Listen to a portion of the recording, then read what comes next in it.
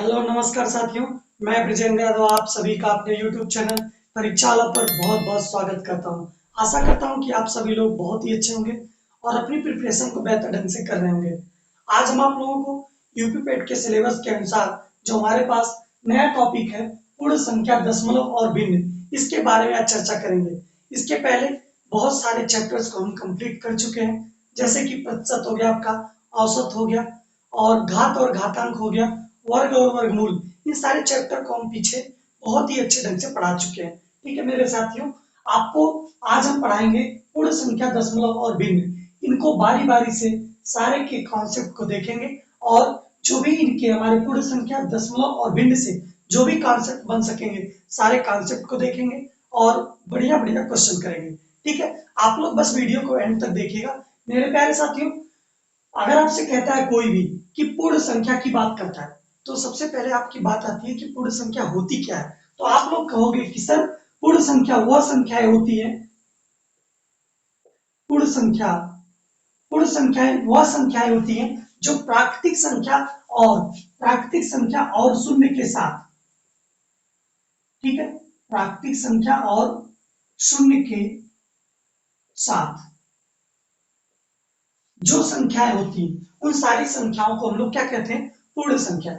यानी कि अगर जो हमारे पास प्राकृतिक संख्या है, प्राकृतिक संख्या कौन कौन सी है, 1 2 3 4 5, यानी कि जो हमारी संख्याएं हैं डॉट डॉट डॉट, जो हमारी संख्याएं गिनने वाली हैं उन संख्याओं को हम लोग क्या कहते हैं, प्राकृतिक संख्या कहते हैं, जिनको हम लोग गिन सकते हैं। और अगर इन प्राकृतिक संख्याओं के साथ साथ अगर जीरो को भी शामिल कर लिया जाए तो वही हमारी कौन सी संख्या बन जाती है, पूर्ण संख्या बन जाती है। ठीक है, अब आगे बात करते हैं हम लोग मेरे प्यारे साथियों, जो हमारे पास भिन्न है।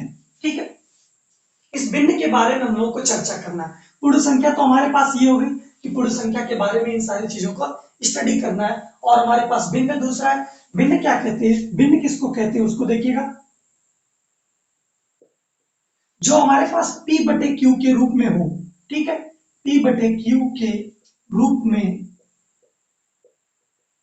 हो तथा Q जीरो नहीं होना चाहिए।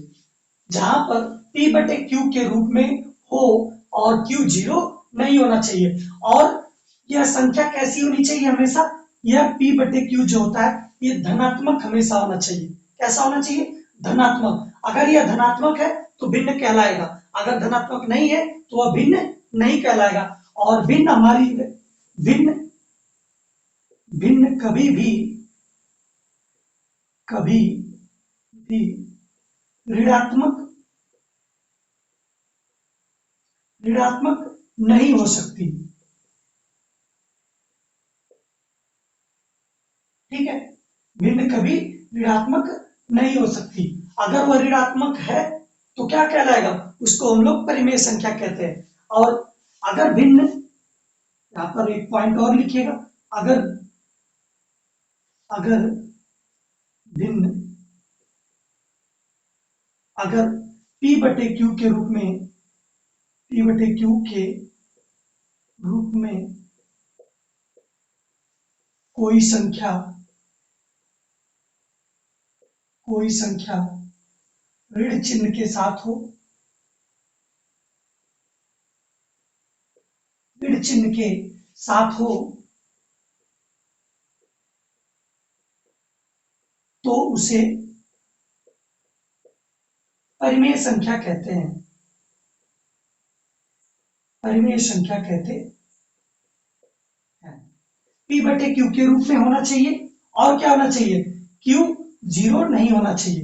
अगर यह ऋणात्मक है तो ये क्या आ जाएगी, परिमेय संख्या आ जाएगी। और परिमेय संख्याएं हमारे ऋणात्मक और धनात्मक दोनों होती है। और अगर भिन्न की बात की जाए तो भिन्न केवल पॉजिटिव होती है, ऋणात्मक नहीं होती है, यानी कि निगेटिव नहीं होती है। ठीक है मेरे प्यारे साथियों, अब आप लोगों से कोई क्वेश्चन पूछे, यहाँ पर देखिएगा एक क्वेश्चन है। इस क्वेश्चन से पूछ रहा है कि क्वेश्चन पूछ सकता है कि कौन सी संख्या भिन्न नहीं है,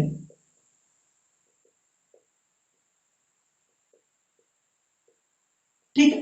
कौन सी संख्या भिन्न नहीं है। तो आप लोग क्या कर सकते हो, आप ऑप्शन दिया है आपको A B C D, option में दिया हुआ कौन सी संख्या भिन्न नहीं है। तो यहां पर आपसे बात आ गई कि -1/2, 3/2 और 4/5, 7/3। मेरे प्यारे साथियों, अभी आप लोग कॉन्सेप्ट क्या पढ़े हो कि यह भिन्न जो होती है हमेशा धनात्मक होती है। तो यहाँ पर ऋणात्मक को ढूंढिए। धनात्मक हमारे पास 3/2 भी है, 7/3 भी है, 4/5 भी है। लेकिन यहाँ पर पहली संख्या को देखा जाए, ऑप्शन है -1/2, यह क्या हो जाएगी, भिन्न हो जाएगी, भिन्न नहीं है। ठीक है, यह भिन्न नहीं है, क्या हो जाएगी, ये परिमेय संख्या हो जाएगी। इस प्रकार से इस क्वेश्चन का करेक्ट आंसर क्या हो जाएगा, ऑप्शन ए हो जाएगा। ठीक है मेरे प्यारे साथियों, सारे कॉन्सेप्ट आप लोगों को बेहतर ढंग से पढ़ाएंगे। ठीक है, आप लोग अगर चैनल पर नए हैं तो चैनल को सब्सक्राइब कीजिए, बेल आइकन को प्रेस करें, जिससे आगे आने वाली सारी वीडियोस का नोटिफिकेशन आप तक पहुंचता रहेगा। अगर आप लोगों को वीडियो अच्छी लगे तो वीडियो को लाइक शेयर कमेंट करना ना भूलिएगा, और वीडियो को आप लोग एंड तक देखें। बहुत सारे कॉन्सेप्ट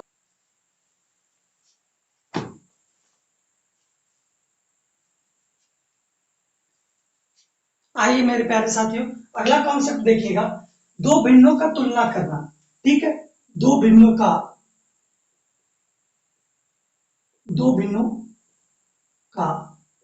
तुलना करना।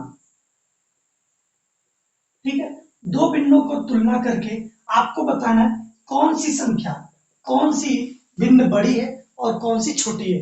पहला मेथड देखिएगा मेरे प्यारे बच्चों, मेथड फर्स्ट ये है कि जब भी आप लोगों को कोई भी, मान लीजिए कोई भी भिन्न अगर दिया है 1/2 और 2/3। ठीक है मेरे प्यारे साथियों, आपको जब भी दो भिन्न दिया है तो मेथड पहला ये है कि आप लोग अंश में, अब यहाँ पर बात आती है कि भिन्न में, भिन्न को देखिएगा, भिन्न में हमारे पास अंश कहाँ होता है, ऊपर, और हर कहाँ होता है, नीचे। ठीक है, न्यूमरेटर इसको कहते हैं और हर को डिनोमिनेटर कहते हैं।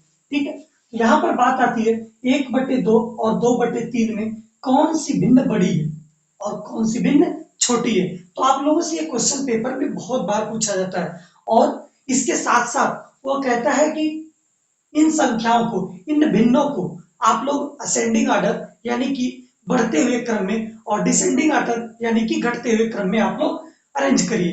तो इस प्रकार से क्वेश्चंस बनते हैं, इसीलिए इस मेथड को पढ़ना बहुत ही जरूरी है। आप लोगों को भिन्नों को तुलना करना आना चाहिए, तभी आप लोग आरोही क्रम अवरोही क्रम में अरेंज कर पाएंगे भिन्नों को। ठीक है, यहाँ पर बात आती है, ध्यान दीजिएगा, यहाँ पर बात आती है 1/2 और 2/3 को कैसे सॉल्व करेंगे। आप लोग क्या करो, इसके अंश में 100 से गुणा कर दो, दोनों भिन्न में, कोई दिक्कत नहीं है। आप लोग इस फर्स्ट मेथड को देखिएगा, दोनों भिन्नों के अंश में 100 से गुणा कर दे। ठीक है, यहाँ पर कितना आ जाएगा मेरे प्यारे साथियों, 100 में कितना आ जाएगा, 2, और यहाँ पर कितना आ जाएगा बेटा, 200 में 3। अब इसको भाग दीजिएगा, 2 5 10, और यहाँ पर कितना 50 बार में कट गया। इसको देखिएगा, 3 6 18 और 2 बचेगा, यहाँ पर 3 6 18, 10 मतलब 3 6 18। ठीक है, इस प्रकार से ये क्या हो जाएगा, 66.6 बार में कट जाएगा। आप लोग पूर्णांक को लेकर के देखें, और जहां पर ये जो हमारे पास भागफल आया है, ये जहां पर ज्यादा होगा वही भिन्न क्या हो जाएगी, बड़ी हो जाएगी। मेरे प्यारे साथियों, यहाँ पर देखिएगा कि 66 क्या है, बड़ा है, किसके नीचे आया है, 2/3 के, तो 2/3 हमारी कैसी हो जाएगी, बड़ी भिन्न हो जाएगी। क्या हो जाएगी, बड़ी भिन्न होगी, बड़ी भिन्न। और 1/2 क्या होगी, छोटी भिन्न हो जाएगी, छोटी भिन्न। ठीक है, और चिन्ह आपका इस प्रकार से लगेगा, जिधर माउथ ओपन रहता है, मुंह खुला रहता है, उधर क्या लिखते हैं हम लोग, बड़ा वाला लिखते हैं। ठीक है, यानी कि बड़ी भिन्न को लिखा जाता है, और इसके पीछे छोटी भिन्न को लिखेंगे। ठीक है मेरे प्यारे साथियों, ये बहुत ही शानदार कॉन्सेप्ट है। इस कॉन्सेप्ट से आपके क्वेश्चन गलत बिल्कुल भी नहीं होंगे, आप लोग बस इसे ध्यान से करें। ठीक, और उसके बाद अब हम लोग बात करते हैं दूसरा मेथड को देखिएगा, यहां पर देखिएगा, method number second, method second ये है। ठीक है, मेथड सेकंड को देखिएगा कि किस प्रकार से हम लोग दो भिन्नों का तुलना करेंगे। ठीक है, दो भिन्नों की तुलना करने के लिए मेथड सेकंड को लगाए, इसको हम लोग कहते हैं क्रॉस मल्टीप्लिकेशन, यानी कि तिर्यक गुणनखंड विधि। तिर्यक गुणन विधि, ठीक है, यहां से इसको कहते हैं cross multiplication, cross multiplication method, यानी कि तिर्यक गुणन, तिर्यक गुणन विधि, ठीक है। तिर्यक गुणन विधि को देखिएगा ध्यान से, कैसे इसको सॉल्व करेंगे, इसका क्या मतलब है। इसी बिंदु को लेकर के आप लोग देखें, इसी बिंदु को लेकर के इसके माध्यम से सॉल्व करें, क्या इसके अनुसार ये सही आ रहा है, बिल्कुल सही आना चाहिए। दोनों मेथड हमारे दो बिंदुओं की तुलना करने के हैं, तो दोनों मेथड के अनुसार आंसर तो समान आना चाहिए। तो यहाँ पर देखिएगा 1/2 ले लीजिए, और यहाँ पर कितना था, 2/3 था। अब आप लोगों को क्या करना है, क्रॉस मल्टीप्लाई करना है, इसका गुणा करके इसके नीचे लिखना है, इसका गुणा करके इसके नीचे लिखना है, यानी 3 का गुणा इसमें करेंगे तो कितना आ जाएगा मेरे प्यारे साथियों, 3 आ जाएगा, और 2 का गुणा 2 में करेंगे कितना आ जाएगा, 4 आ जाएगा। अब यहाँ पर बात ध्यान देने वाली है कि जहां पर इनका गुणन करने के बाद जिस भिन्न के नीचे जिस गुणनफल क्या आता है, बड़ा आता है, वही भिन्न क्या हो जाती है, बड़ी हो जाती है, और जिसके जिसके भिन्न जिस भिन्न के नीचे गुणन क्या होता है, छोटा आता है, और वही क्या हो जाती है, हमारी छोटी भिन्न हो जाती है। इस प्रकार से आप लोग कहेंगे कि 2/3 ये क्या हो जाएगी, बड़ी भिन्न हो जाएगी, और 1/2 क्या हो जाएगी, छोटी भिन्न हो जाएगी, ठीक है। मेरे प्यारे साथियों, दोनों मेथड बहुत ही शानदार है, और इन दोनों मेथड के द्वारा आप लोग भिन्न को तुलना कर सकते हैं। और आप लोगों को इस मेथड के अलावा एक मेथड और भी है जो बहुत ही शानदार है, उसको भी हम आप लोगों को बताएंगे। आप लोग इसको स्क्रीनशॉट लें, उसके बाद हम नेक्स्ट मेथड आप लोगों को बताते हैं। आइए मेरे प्यारे बच्चों, आप लोग देखिए तीसरा मेथड, तीसरा मेथड क्या है, इसको भी हम लोग अच्छे से समझते हैं। तीसरा मेथड ये कहता है कि जब भिन्नों के अंश और हर का अंतर क्या हो, समान हो। हमारे पास कई भिन्न दिया हो, उन भिन्न में अगर अंतर क्या हो, समान हो। मेरे प्यारे साथियों, आप लोग इसको देखिएगा कि 1/2, 2/3, 3/4, और आपसे कहता है 5/6, ठीक है। इन भिन्न को आप लोग बताइएगा कि कौन सी भिन्न क्या है, बड़ी है और कौन सी छोटी है।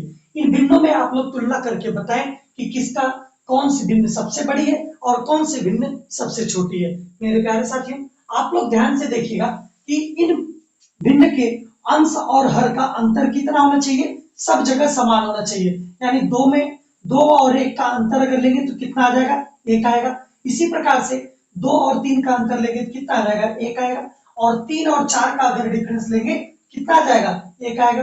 5 और 6 का अगर डिफरेंस लेंगे तो मेरे प्यारे बच्चों कितना आ जाएगा, 1 आ जाएगा, ठीक है। इस प्रकार से जब आपके अंतर जब आपके ये अंतर क्या हो, समान हो, भिन्नों में अंतर क्या हो, समान हो, तो जिसका अंश बड़ा होता है वही भिन्न सबसे बड़ी होती है, और जिसका अंश सबसे छोटा होता है वही भिन्न सबसे छोटी हो जाती है।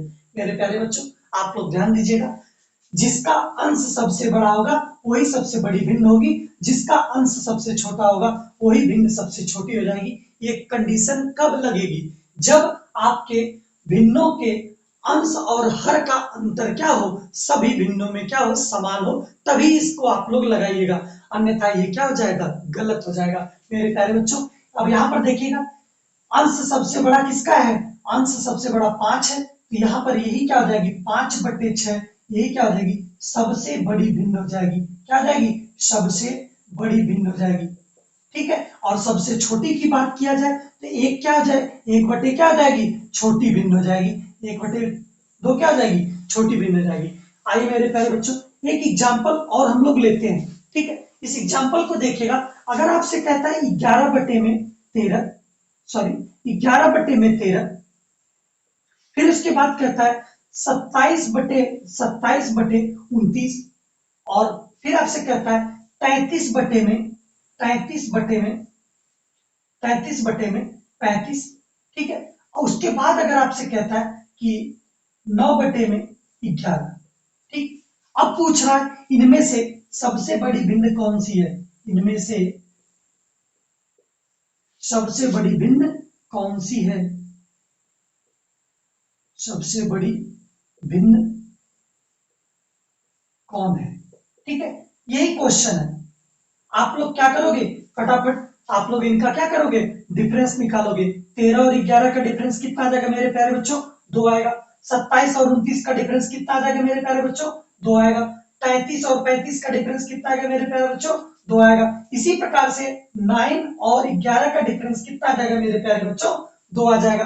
अब क्या करोगे, जब अंतर समान होता है तो जिस जिस भिन्न का अंश क्या हो, बड़ा होता है, वही भिन्न क्या हो जाती है, सबसे बड़ी हो जाती है। तो मेरे प्यारे बच्चों 33 बटे में 35, इसका अंश देखिएगा 33 सबसे बड़ा है, सभी के अंश से बड़ा है, इसलिए 33 बटे 35 क्या हो जाएगा, सबसे बड़ी भिन्न हो जाएगी। 33 बटे 35 बड़ी भिन्न हो जाएगी। ठीक है मेरे प्यारे बच्चों, ठीक है।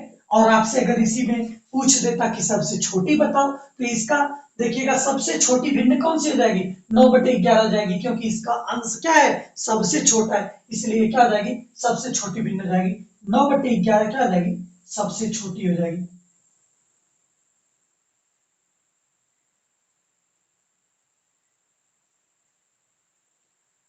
ठीक है मेरे प्यारे बच्चों, इसके बाद आपको एक क्वेश्चन और इससे बनता है, आप लोग उसको देखिएगा। उस क्वेश्चन को कैसे आप लोग सॉल्व करेंगे, इसी में कहेगा कि आप आरोही क्रम में लिखो या फिर अवरोही क्रम में लिखो। तो कैसे आप लोग लिखोगे मेरे प्यारे बच्चों, इसी में कहता है आपसे कि अवरोही क्रम में लिख करके दिखाइए।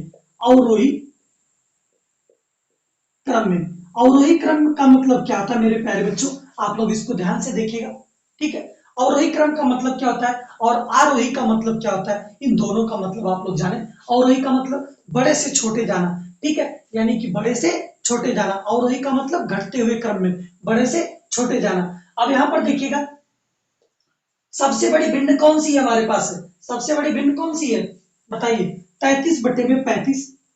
ठीक है, फिर उसके बाद कौन सी भिन्न आएगी, 27/29। 27/29। फिर उसके बाद कौन सी आएगी, 11/13। और उसके बाद कौन सी आ जाएगी, 9/11। यानी कि सबसे बड़ी से सबसे छोटी तक जाना ही क्या कहलाएगा, अवरोही क्रम कहलाएगा। और आरोही क्रम क्या कहलाएगा, छोटे से बड़े जाना। इसी को आप लोग कहें अगर आरोही क्रम में भी व्यवस्थित कर दिया जाए।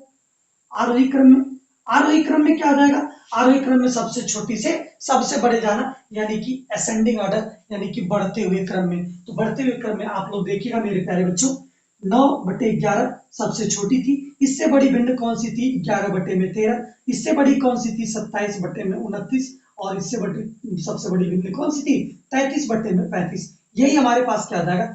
इसके साथ साथ आप लोग कितने क्वेश्चंस को कर पाए, 4 प्रकार के क्वेश्चन आप लोगों ने कर लिया मेरे प्यारे बच्चों। सबसे पहला क्वेश्चन आप लोगों से पूछता है कि सबसे बड़ी भिन्न कौन सी होगी, तुलना करके आप मेरे प्यारे बच्चों बता ले जाओगे।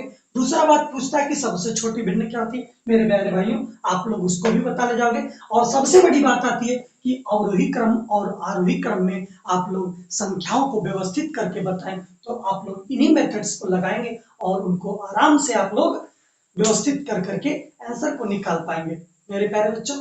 इस प्रकार के क्वेश्चन आपके पेपर में जरूर आएगा और आप लोग इस कॉन्सेप्ट को फॉलो करें और आगे आप लोग प्रैक्टिस करें, जिससे आगे आने वाले सारे क्वेश्चन आप लोगों को अच्छे होंगे। ठीक है, आप लोग अच्छे से उसके सॉल्व करके आंसर निकाल पाएंगे। ठीक है, आप लोग इसका स्क्रीनशॉट लें, उसके बाद मैं आप लोगों को नेक्स्ट कॉन्सेप्ट और क्वेश्चन करवाता हूँ।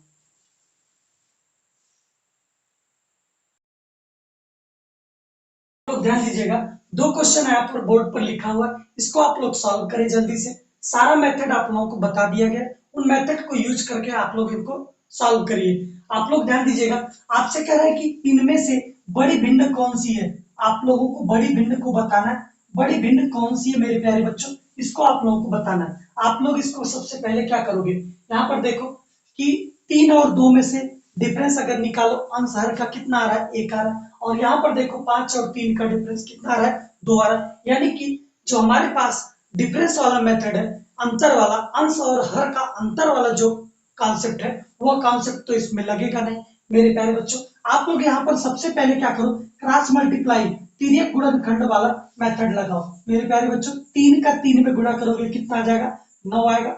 और 2 का 5 में गुणा करोगे कितना आ जाएगा, 10 आएगा, 10 आएगा। ठीक है मेरे प्यारे बच्चों, जहां पर बड़ा आता है, जिसके जिस बिंदु के नीचे गुणन क्या होता है, गुणनखंड सॉरी गुणन क्या आता है, बड़ा आता है, वही भिन्न क्या होती है, बड़ी होती है, और जिसके नीचे छोटा आता है गुणा करने के बाद, गुणन क्रॉस मल्टीप्लाई करने के बाद वो भिन्न क्या होती है, छोटी होती है। तो यहाँ पर देखिएगा 5/3 के नीचे 10 आ रहा है, और यहाँ पर 3/2 के नीचे 9 आ रहा है, यानी कि 10 क्या है, बड़ा है, इसलिए हमारे पास बड़ी भिन्न क्या हो जाएगी, 5/3 हो जाएगी, और यही आपका क्या हो जाएगा, इसका आंसर हो जाएगा।